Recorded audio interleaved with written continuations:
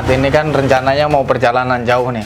Iya. Ini dalam waktu setengah jam lah, kurang lebih 30 menit lagi ini bakal kehilangan sedikit organ tubuhnya Bang Peter nih. Apa perasaannya sekarang? Ya sudah siap saja untuk menerima masa itu. Sudah siap merasa? Iya. Was-was nggak? Kebetulan sih bawaannya santai. Santai? tenang. Enggak takut?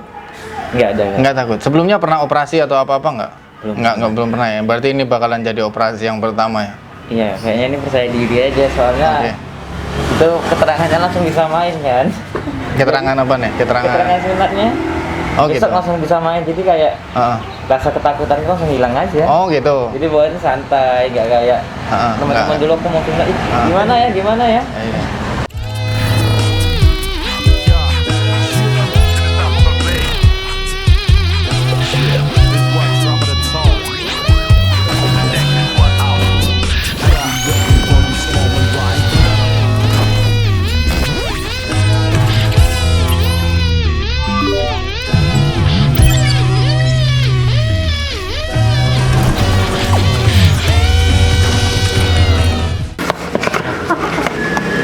Ya, Mbak ya.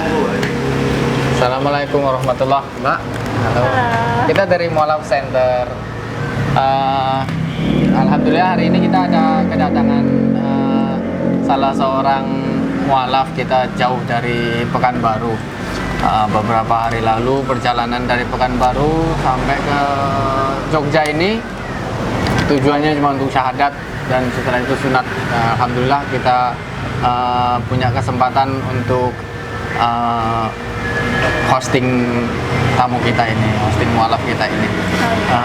Nah, bagaimana sih prosedur kita untuk daftar sunat di sini dan apa sih istimewanya sunat di sini kok bisa sampai kayak apa?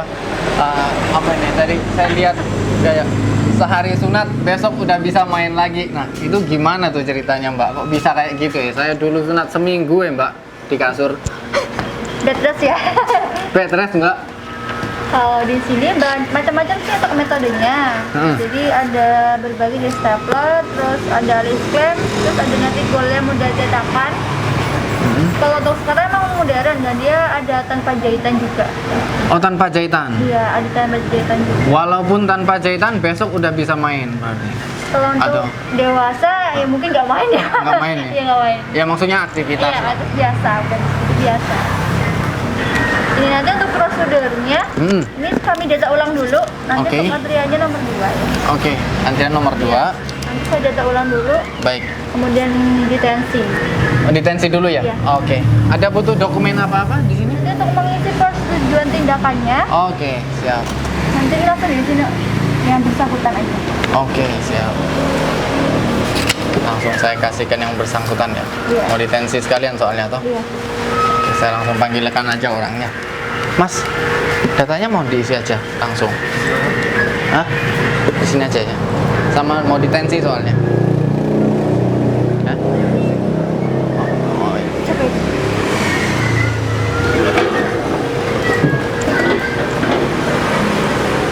Nah ini Mbak, jadi siapa ini namanya? Mas Peter Lim.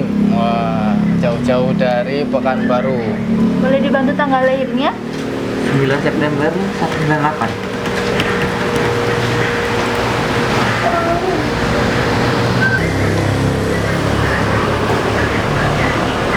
Saya tensi dulu.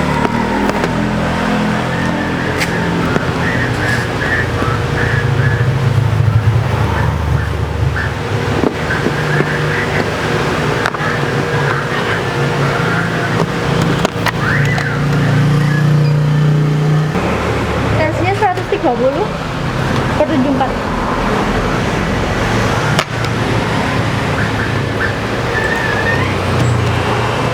Sunat dicek labnya dulu ya, dari gula darah, terus HbSAg sama itu.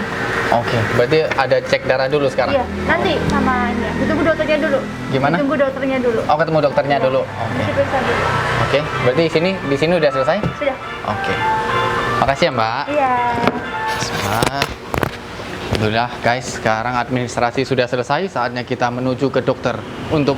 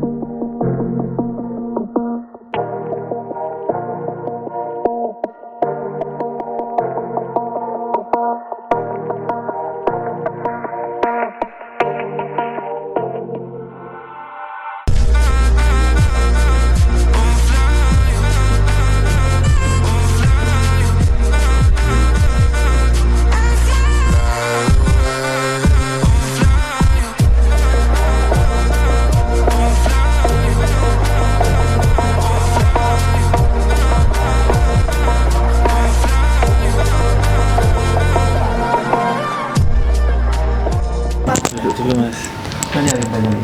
Alhamdulillah, alhamdulillah.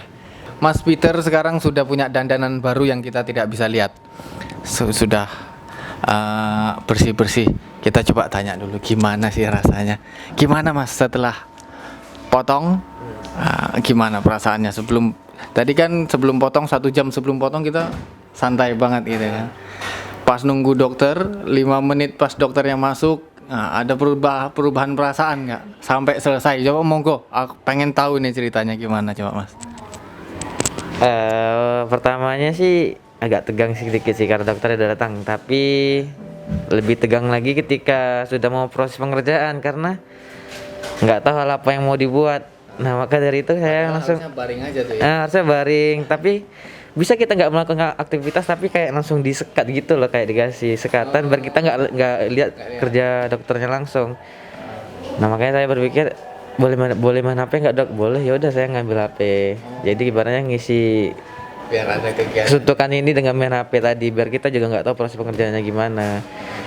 Karena kita juga melihat hal seperti itu juga, kadang kita melihat darah, kadang ada juga orang nggak kuat, lemas, takut jadinya. Tapi dengan kita mengisi dengan main HP kayak nggak tahu tiba-tiba udah selesai aja. Oh nggak sadar tiba-tiba. Nggak sadar. Nah. Sakit nggak sih? Nggak ada. Nggak ada Cuman pertama masukkan bius saja sih yang agak kurang nyaman, tapi setelah itu sudah. Bius pertama aja ada rasanya tapi nggak sakit. Ya nggak sakit. Bukan sakit ya? Oh masya Allah. Oke. Sekarang nggak sakit. Sekarang nggak sakit. Udah selesai ini nggak sakit. Nggak sakit. Udah bisa jalan normal kayak biasa ya malah ya. Tadi. Sudah. Masya Allah. Semoga ini menjadi langkah awal yang baik dan berkesinambungan. Semoga istiqomah dan terus bisa belajar. Amin ya rabbal alamin. Oke. Terus. Ini Kohlim ketemu sama Kohlim 1, Kohlim 2. Mualaf senior sama junior kayak kemarin juga ini ceritanya. Jadi hari ini mualaf junior, Kohlim junior mau sunat kan dengan tagline sunat di sini. Sunat hari ini, besok bisa main. Emang besok mau main apa tuh Mas? Ya nggak main sih, cuma ibaratnya kayak langsung ngisi kegiatan sehari-hari seperti biasa. Oke. Berarti dengan tagline seperti itu udah mengurangi rasa takut ya? Nah, benar sekali Mas. Sebelum ini punya gambaran apa nih tentang sunat aja? Yang pastinya berhubungan dengan pisau gunting. Pisau gunting. Untuk memotong kulitnya tadi kan? Oke, tapi ya udah tau lah. Kalau sunat itu cuma kulitnya yang dibuang. Cuman kan namanya kita juga luka kena pisau aja sakit, apalagi hal seperti itu. Cuman gara-gara adanya metode makin bertambah zaman, semakin yakin untuk betul tidak merasakan sakit. Saya ingat zaman dulu saya sunat itu Mas. Seminggu saya bed rest. Bed rest itu jadi kayak seminggu itu udah kayak nggak banyak aktivitas yang bisa aku lakuin gitu. Nggak ada aktivitas berat lah, cuma aktivitas ringan gitu. Sekarang tadi itu saya lihat malah ada celana dalam khusus orang sunat habis khitan. Nggak tahu ada yang untuk saya dewasanya apa nggak, nanti bisa kita tanyain sama dokternya. Jadi kan lebih aman tuh. Iya benar-benar. Proteksinya gitu kan. Nah, jadi setelah syahadat tadi pagi ya? Iya pagi. Tadi pagi syahadat. Saya telah meninggalkan agama saya terdahulu. Saya telah meninggalkan agama saya terdahulu. Agama Buddha. Agama Buddha. Dan pada saat ini saya menyatakan diri memeluk agama Islam. Saya menyatakan diri memeluk agama Islam di hadapan para saksi. Di hadapan para saksi. Dengan mengucapkan 2 kalimat syahadat. Dengan mengucapkan dua kalimat syahadat. Asyhadu alla ilaha illallah wa ashhadu anna muhammadan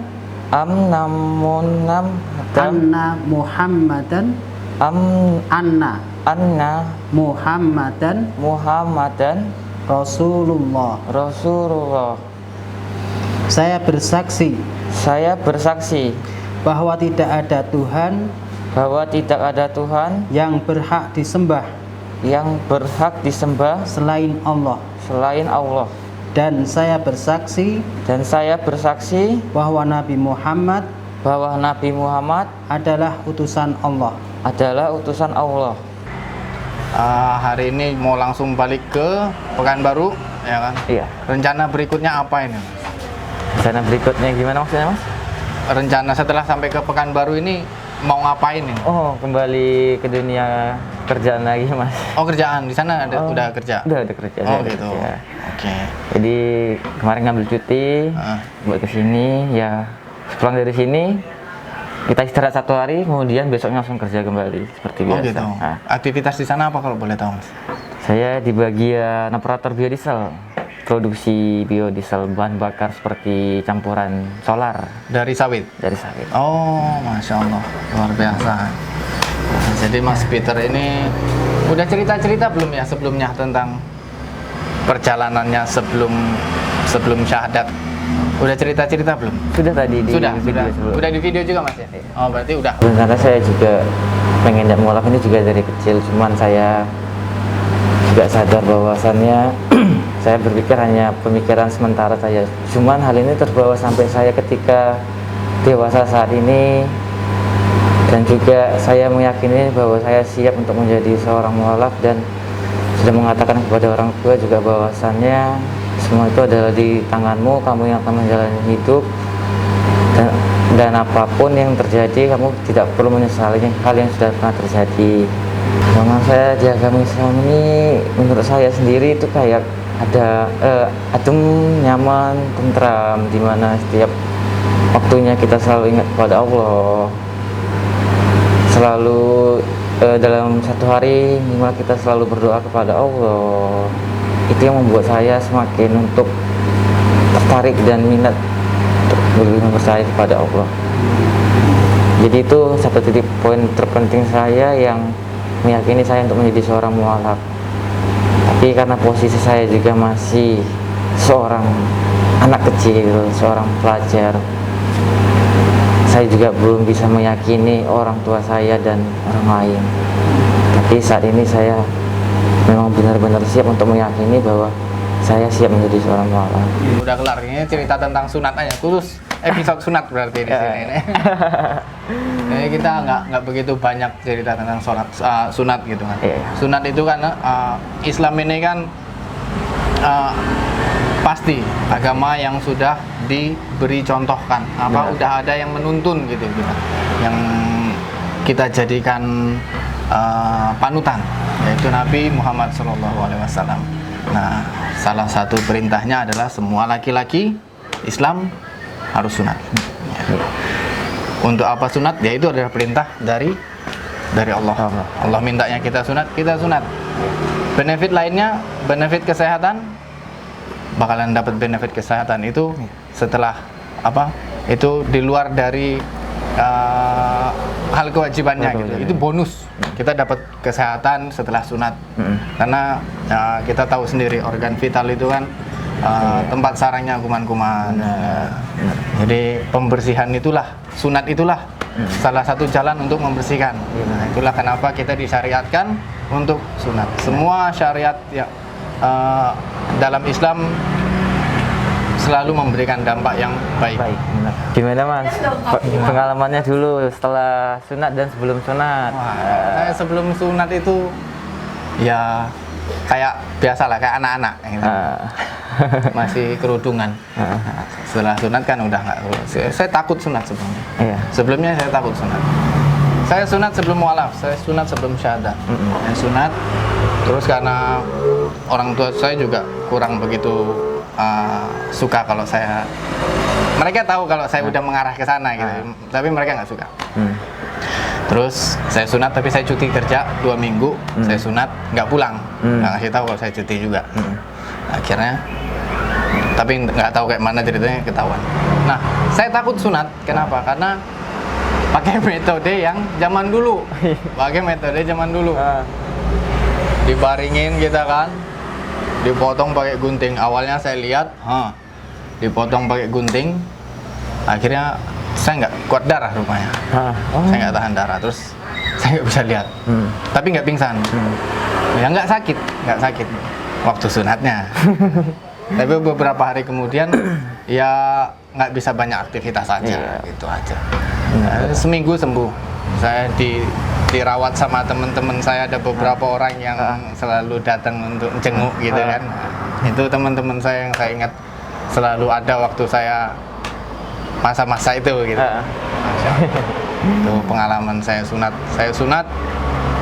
Nanti Mas Peter gimana, orang tuanya udah oke? Untuk Mas Peter pindah agama Islam? Sudah oke. Berarti ya kalaupun di rumah bakalan dirawat sama orang tua gitu ya? Iya, pastinya. Masya Allah. Ya, Mas Peter kan udah selangkah lebih enak insya Allah. Iya, jalan yang lebih mudah. Nah, kalau teman-teman di sana banyak yang ini, lingkungan di sana gimana tuh Mas? Sampean mainnya sama orang-orang Muslim apa? Ya lingkungan ya kurang lebih sama. Kayak bisa dibilang satu daerah tuh kebanyakan orang Muslim sama Kristen, sama kayak di sini. Oh, banyak Kristen sama Muslim juga. Oh. Kalau teman-teman mainnya sampean? Teman-teman sekarang, dulu waktu teman-teman SMA kebanyakan Muslim. Oh gitu. Tapi kok teman-teman kerja sekarang ini campur-campur dari berbagai campur-campur. suku. Di keluarga ini pertama satu-satunya yang masuk Islam duluan sampai. Oh, udah banyak juga. Udah banyak juga. Oh, jadi berarti makanya keluarga orang tua juga nggak kaget dengan ini. Betul. Udah banyak juga. Kalau orang tua dua-duanya sekarang apa ini? Masih Buddha. Oh, Buddha. Masih Buddha. Sama atau belum juga Buddha? Chinese berarti ya, benar Chinese. Kalau masih Chinese yang Chinese banget masih Buddha. Kalau Chinese yang udah nggak tahu seliweran kemana-mana bisa jadi Kristen apa Katolik gitu, nggak tahu mainnya kemana bisa jadi. Iya benar. Chinese rata-rata biasanya masih Buddha. Sebelumnya berarti ngobrol sama orang tua dulu, saya mau syahadat apa gimana? Sudah lama sih pengennya. Cuman kemarin waktu mau kesini ya izin dulu. Masih ada sama mau kitaan sunat. Oh gitu. Oh, Gimana? ini ya, ceritanya memilih Jogja ini kenapa kok Jogja tuh?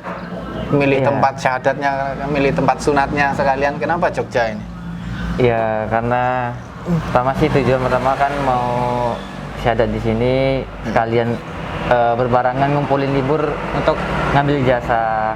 Oh, ini sekalian ngambil jasa juga soalnya. Iya, jadi udah sekalian di sini aja. Nah, terus tengok teknologi semakin canggih kan, kayak sunat di sini kan pakai staples.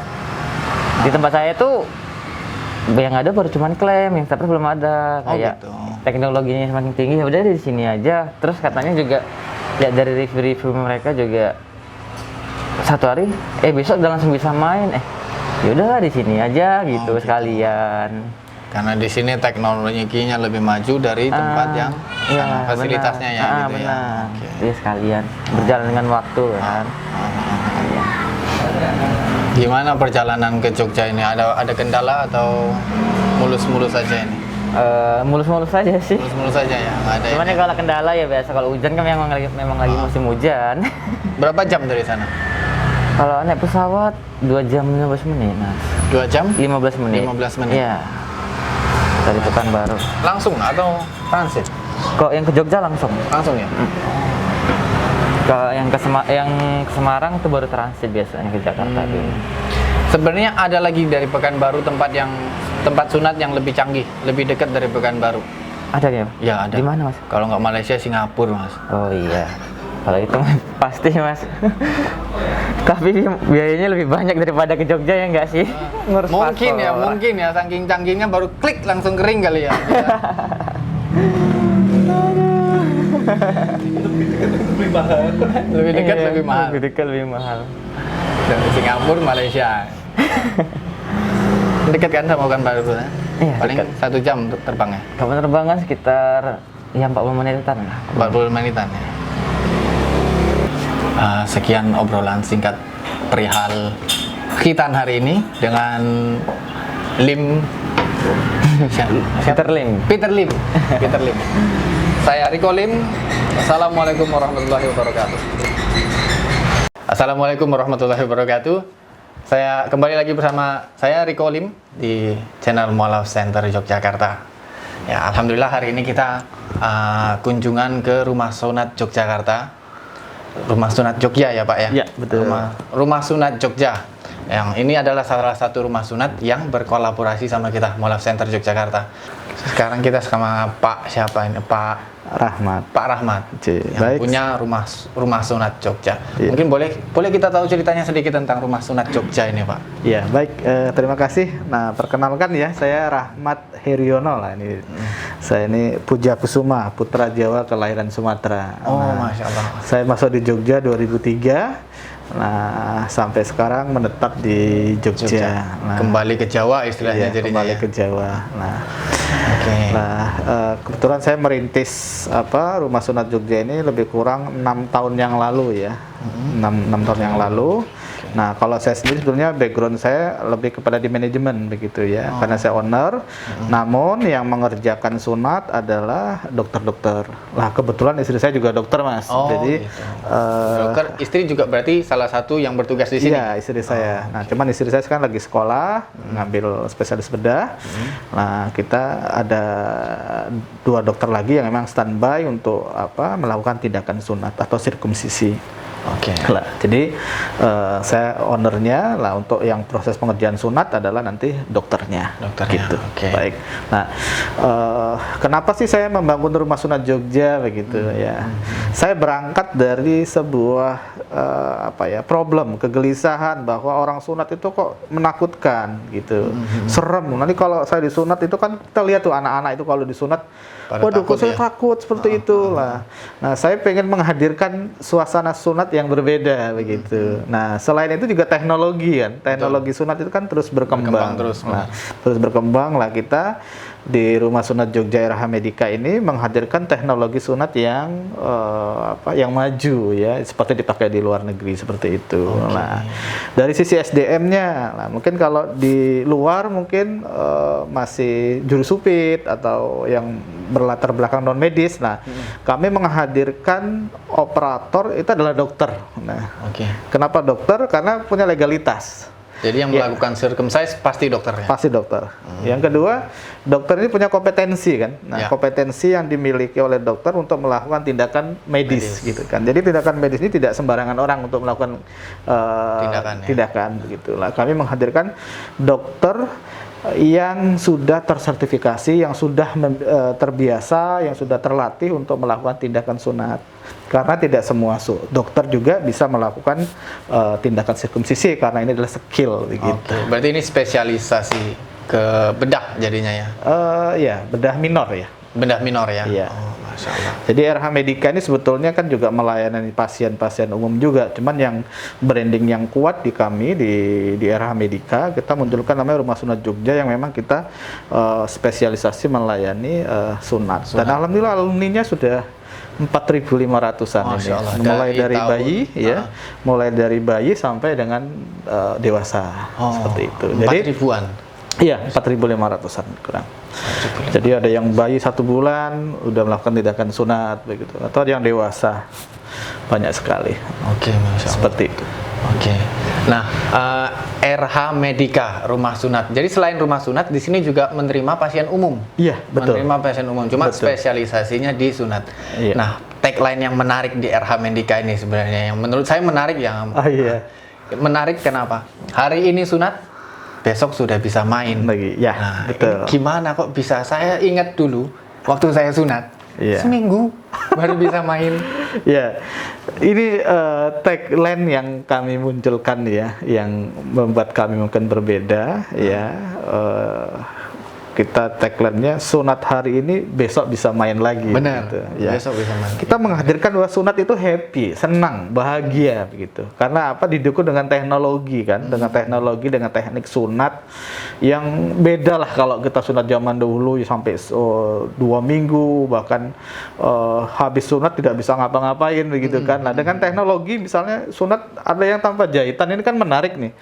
Nah, tanpa jahitan, kemudian ada sunat yang metodenya sekali pakai alatnya, kan lebih menarik kan, lebih cepat sembuh juga kan begitu. Oke.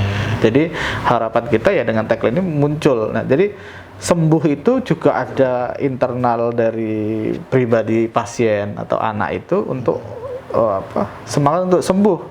Nah, dari teknologinya juga mendukung gitu. Jadi psikologi dan teknologi gitu Iya, ya. betul Jadi sekali. gabung, jadi anaknya jadi kayak nggak perlu panik. Iya, nggak Jadi perlu anaknya panik. jadi nggak perlu kepikiran kayak zaman dulu. Iya. Zaman dulu kan anak-anak sunat sembuhnya seminggu, nggak boleh Iya. ini, nggak boleh itu, Betul. minta mainan, minta PS biasanya Pak kalau Iya. dulu, biar mainnya di rumah terus. Betul. Jadi ceritanya dari tahun 2000 berapa tadi? 2000 Kita udah 6 tahun. Iya. Ya 6 tahun lalu. Iya. Sejak kapan ini kita sudah berkolaborasi sama Mualaf Center Yogyakarta ini Pak? Iya. Kita Berapa tahun sudah setelah buka ini. Iya. Kita sejak 2 tahun terakhir ya, 2 tahun ini kita menjajaki kerjasama dengan Mualaf Center. Jadi visi kami di RH Medica di Rumah Sunat Jogja itu kita melayani, kita membantu dakwah, misinya gitu. Jadi kita ada konsep namanya one pasien one charity. Jadi ada satu pasien itu membantu pasien-pasien yang lain. Oh, Ya gimana kalau itu sistemnya iya. itu? Jadi kalau anak-anak itu mungkin dari kalangan duafa ini kita bantu. Dan kita punya setiap tahun itu juga kita mengadakan event itu. Biasanya kita lakukan mandiri, kadang kita kerjasama juga dengan Lasnas, lembaga-lembaga zakat seperti itu. Nah, atau dengan corporate misalnya dari BRI atau dari mana, ya corporate swasta yang memang dia support punya dana CSR untuk melakukan tindakan sunat dan operatornya adalah kita. Nah, ketika melakukan kegiatan sosial, bakti sosial misalnya, ini dilakukan juga profesional, pakai alatnya juga alat sekali pakai begitu kan.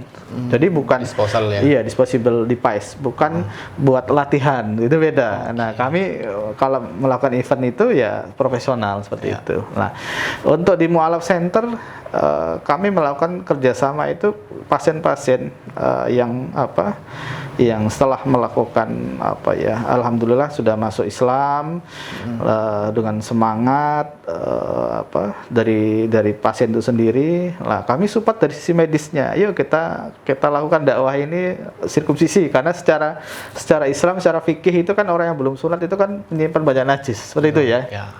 Nah, dari sisi kesehatan itu juga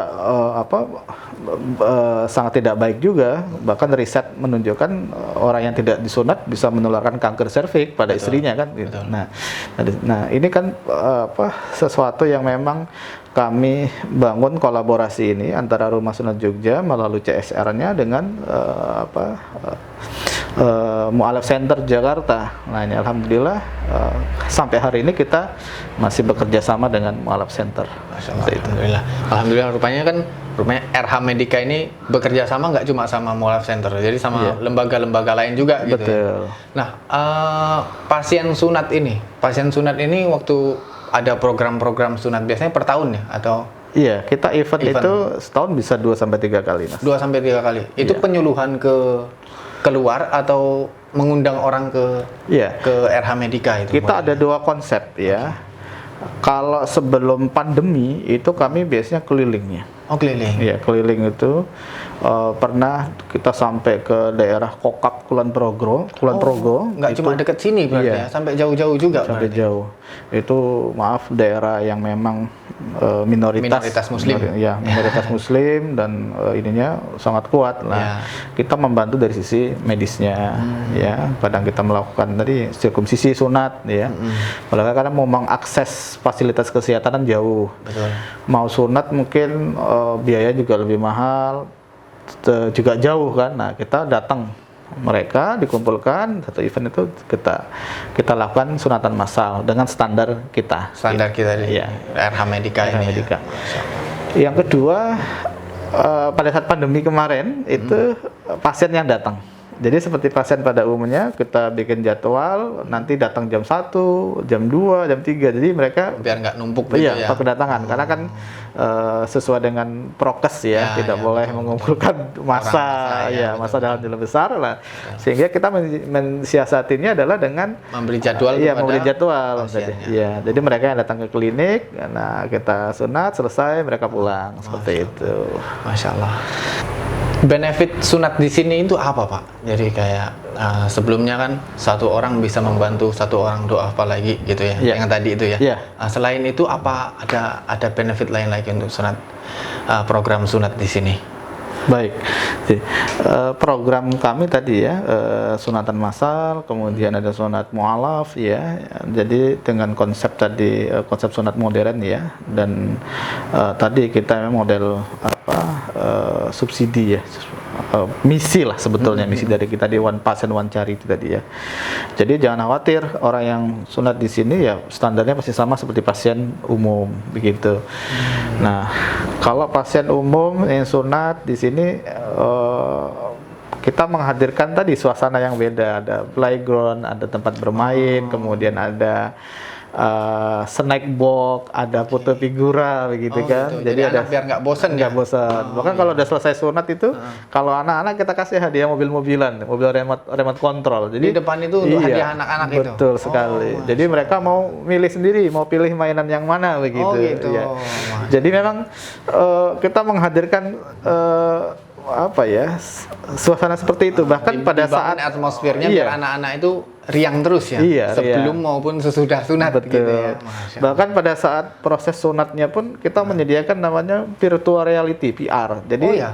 jadi sambil nonton VR begitu, pasien sudah nonton. Biasanya kami tanya dulu suka film apa, misalnya suka film Avenger misalnya. Oke, kita carikan film Avenger, dia nonton sambil VR, udah. Tahu udah selesai. Kan proses sunatnya cepat kan? Cepat ya, nggak sampai Iya. Avenger selesai kan? Ya? Iya betul, iya 5-10 menit sudah selesai kelar. gitu. Kadang nggak terasa, udah selesai ya gitu. Kok nggak terasa gitu? Anak udah nggak tahu, benar-benar nggak sadar Iya, lah ya gitu ya. betul. Jadi begitu masuk ke ruang operasi, dihibur segala macam, Iya. jadi nggak perlu ada nggak ada rasa takut yang Nggak, dibangun betul, di sini. iya. istilahnya. Karena kita membangun konsep tadi hipnoterapi. Ya. Hipnoterapi, masya Allah. Betul, Jadi, seperti itu. RH Medica ini. Jadi lulusan dari RH Medica ini namanya jagoan sunat. Iya. Jagoan sunat itu seperti ini gambar-gambarnya ini. Ada 4.000 lebih, 4.500 ya. Iya. Sejauh ini 4.500 jagoan sunat yang sudah lulus di sini. Iya. Masya Allah. Mari kita doakan semoga kolaborasi ini bisa terus berjalan dan semoga RH Medica tetap jaya dan terus istiqomah dalam dakwah dan menyebar Islam sebagaimana misi dan visinya. Amin ya rabbal alamin. Demikian dari kami, saya Riko Lim. Wassalamualaikum warahmatullahi wabarakatuh.